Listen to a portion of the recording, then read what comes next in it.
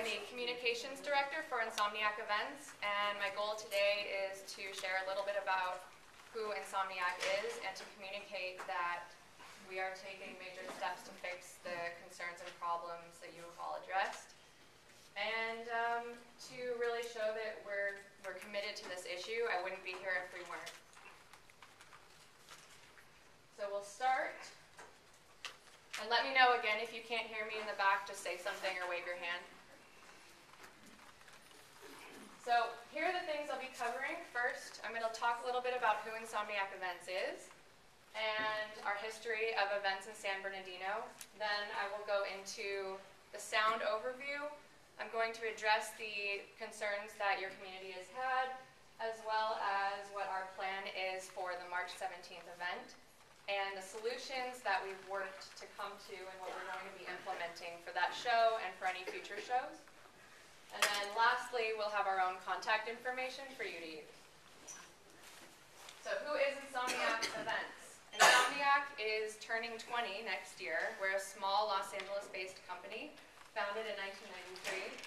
And we've produced about 250 events. We've entertained over 2.5 million people in the last 20 years. 12 of our large-scale events occur all over the country, including Puerto Rico. We operate in Austin, Texas, Seattle, Denver, Orlando, New Jersey. We'll be in New York this year, Nevada, and then obviously Southern California, which is our main market. We also have a national charitable giving campaign. Last year we raised about $150,000 and donated it to local charities in the cities where we work, as well as on a national scale. Our festivals are a little bit different than your normal concert. You don't walk into one of our festivals and see a band on stage. There's state-of-the-art lighting, production, theatrical performance. Obviously, you know it's electronic music, so it's not live music, but there is a DJ on stage. Many of our shows actually this year will feature Grammy Award winners. I think you've all heard maybe this year of Skrillex, maybe not. Again, we've been doing this for a very long time, so we have actually pioneered and set industry standards in safety and security. We have a strict 18 and over policy, and we also have a zero tolerance policy for drugs. We have very strict pat-downs at our gates. They're TSA style. You're more than welcome to come and go through one of those anytime. You take off your shoes, your bags are searched. It's pretty extensive. So San Bernardino and Insomnaic Events, we've hosted shows, as Sergeant Green said, since 1995 at the Orange Show. We do about 2 to 4 festivals annually. I know that the Orange Show hosts several other events throughout the year. 2 to 4 are ours. Right now, this year, we have March 17th on the calendar, and then we do not have another show scheduled until September. The event in the fall, we did an economic impact report study, and we generated about $11.9 million in input for the San Bernardino area. And this is actually my project, local charitable giving. We donated $20,000 to the Second Harvest Food Bank, and they operate on the county scale for San Bernardino and Riverside counties and feed about 340,000 families and individuals every month, which is impressive. We have a history of compliance with local law enforcement in the communities. During the festivals and after, we've always addressed sound issues, which is why we're here again. And we have employed about 100+ security from the top security agencies in the country at our festivals at the Orange Show for every single show. We also have the presence of undercover and narcotics officers inside and outside of our venue, or of the Orange Show. It's not our venue. So that's a little bit about who we are and what we've been doing in San Bernardino for the last 15 years. Now I'm going to get into, which is really the core of why I'm here, educating and explaining what our efforts are in terms of mitigating these sound issues and what we plan to do in the future. So here's the overview. September 2011, we had the Nocturnal Festival, and as you all know, we had a very unexpected increase in complaints. This was also our first two-day festival that we hosted at the Orange Show, and this is the first time we used a new structure outside. October 2011, for the Escape Festival, we actually achieved, believe it or not, we achieved a 60% reduction in noise complaints. We did lower the bass dramatically. It turned out that at the show in September, we had increased the bass beyond what we had done in years past. So we pulled that back out. We still had the new structure, and we still had too many complaints. So after that show, we committed to launching our research effort and taking the steps we needed to figure out what was going on. So steps taken from October to January, we had meetings with the City of San Bernardino mayor, the police department, the police chief, and elected officials. And we proceeded to hire an expert acoustics firm to help us figure out what the problem was. And that's their URL, Maywu Acoustics. So about Maywu. So this is the acoustics firm that's helping us to determine, 1, what the problem is, 2, how to fix it, and 3, to do on-site monitoring during the show. They're technical experts in acoustics, noise, and vibration. Dr. Maywu has been an expert in the field since the 1980s. And they specialize in a lot, but these are what pertains to our issues. Architectural acoustics and noise control, computer modeling techniques, environmental noise study and monitoring, which they have already done out here, and acoustics and vibrations measurements. So the project goals here, we have the Insomnaic production team, which is my company. We have 3G. They are the sound engineers that we hire to put speaker systems into our facility. Then we have the Maywu Acoustics firm, who's consulting on how to use our sound. So together, we're set out to dramatically reduce or eliminate the residential noise disturbance that you've been experiencing here in Grand Terrace. We have to do this by first defining the problem, then establishing acceptable levels of sound, and defining and implementing what the solutions can be in order to mitigate the issue. Bless you. So the sound study, here's an overview of the sound study. In February, Maywu visits San Bernardino and Grand Terrace. They proceed to measure ambient conditions. Ambient means, what does it sound like when nothing else is happening? What does it sound like at 8 p.m., at 5 p.m., when there's rush hour? What does it sound like at 12 a.m. in the middle of night when nothing else is going on? Then they work on establishing noise criteria. So based on what it sounds like and doing research in different communities, what are acceptable levels of noise, and when do you start hearing it in your community? 3, they've reviewed all of our production and design on site to identify the origin of the problem, which is really where I've been most concerned. And finally, they've proposed and implemented solutions for Insomnaic. So establishing sound criteria. Maywu performed a 2-day study out here in Grand Terrace and in San Bernardino. They recorded measurements throughout the night at 3 locations, like I explained. They recorded average, maximum, and minimum statistical levels. So what that means is at what point in the night, let's say at 8 p.m., what's the loudest it gets at 8 p.m., what's the quietest, and what's the average. That's important for them to figure out what their recommendations are going to be during a festival for us. They also, which is most important, recorded spectrum and frequency of low, the bass level, the thing that you can hear or that you can feel but you might not necessarily hear, and then treble frequencies, which is what you can hear but you might not feel. The bass, the low end frequencies, is what rattles your windows. Okay, so here are the 3 locations that they are monitoring. They monitored during the 2-day study that they were here, and then they will be monitoring during our sound check and during the festival. Location 3, now you're actually looking east. So Grand Terrace is right underneath the location 3. And to the left or north, location 1 is the surrounding area of the Orange Show. Location 2 is about half a mile away from the Orange Show, between the Orange Show and Grand Terrace. Does that make sense? So you're looking down the 10 east. Towards Redlands. Yes, exactly. I know they should monitor Raven Canyon as well, which is right on the other side of the mountain, because I can hear it in my house, everything closed with my TV on. We have this presentation obviously tailored towards the residents of Grand Terrace, and we'll get to questions at the end, but we are actually monitoring a larger area.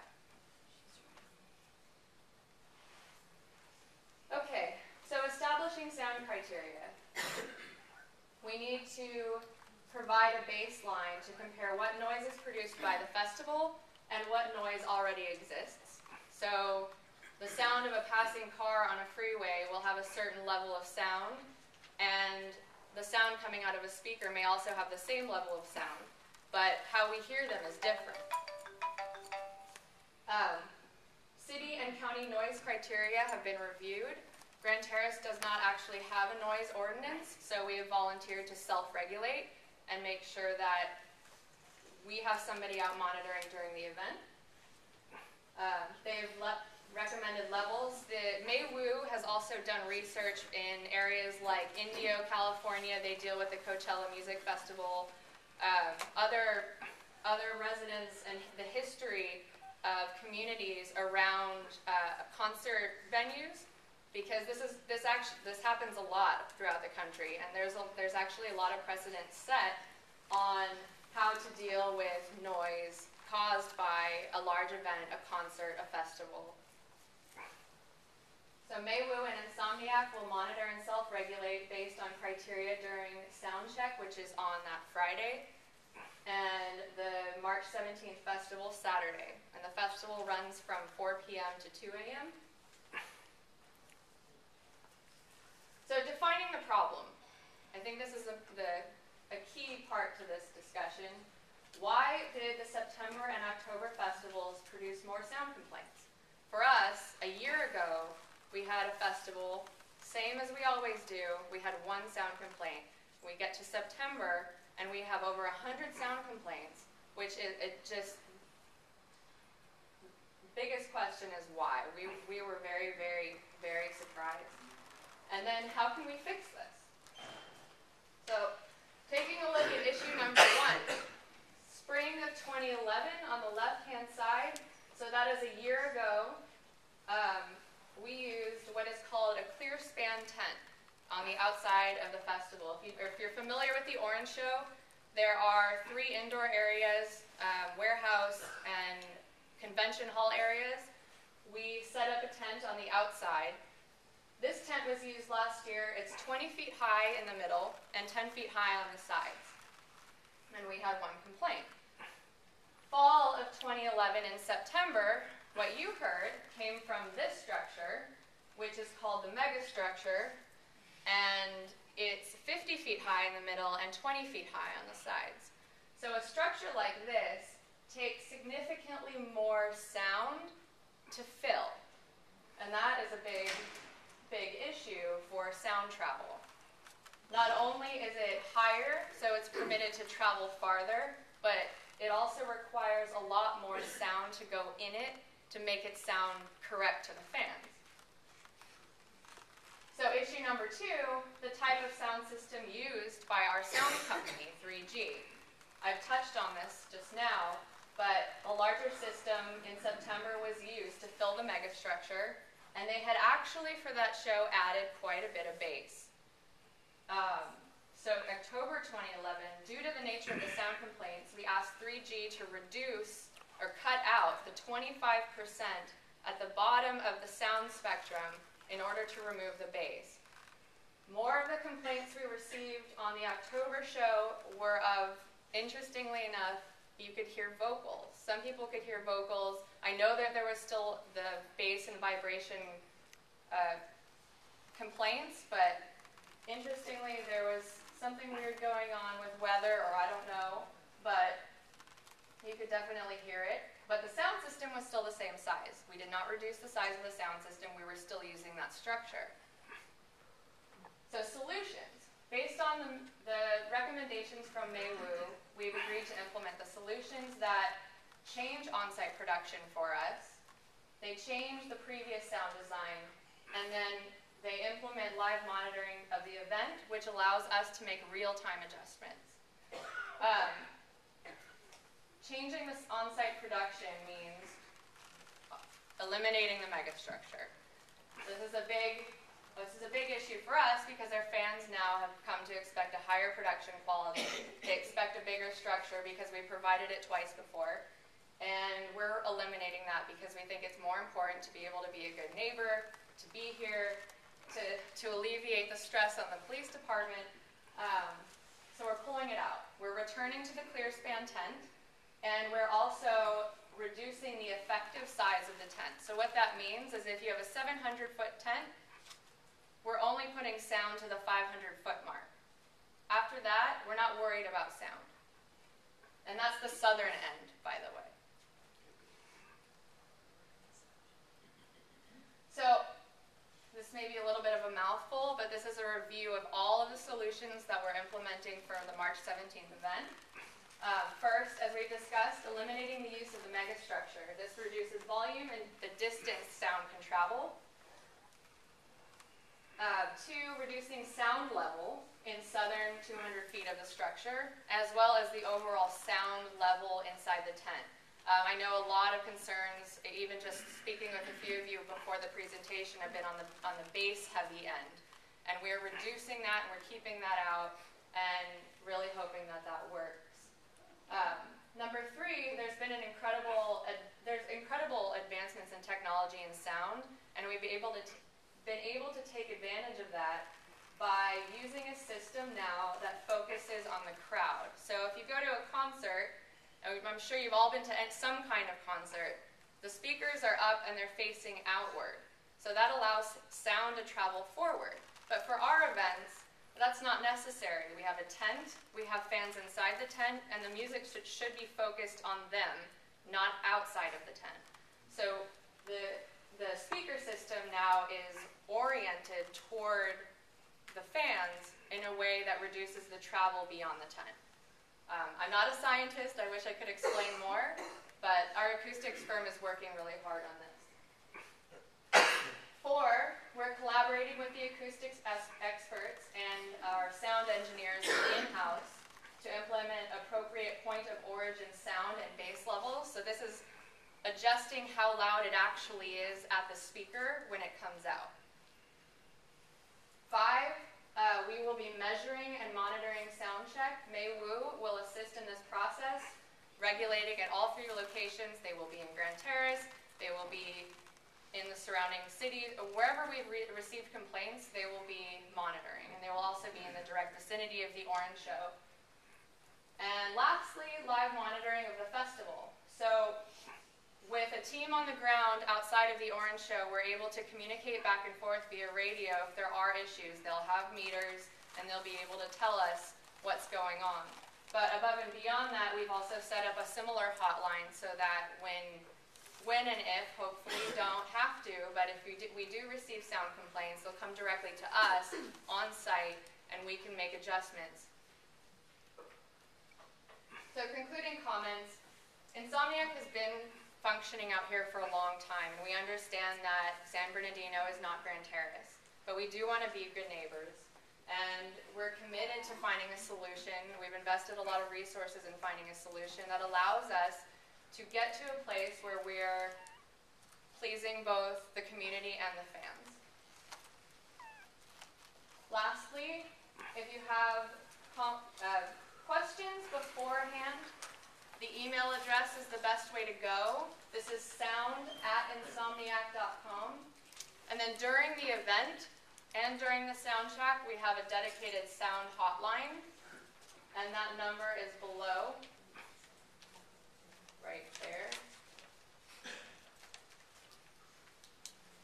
I'll read it out loud for the people in the back. It's 909-387-0912.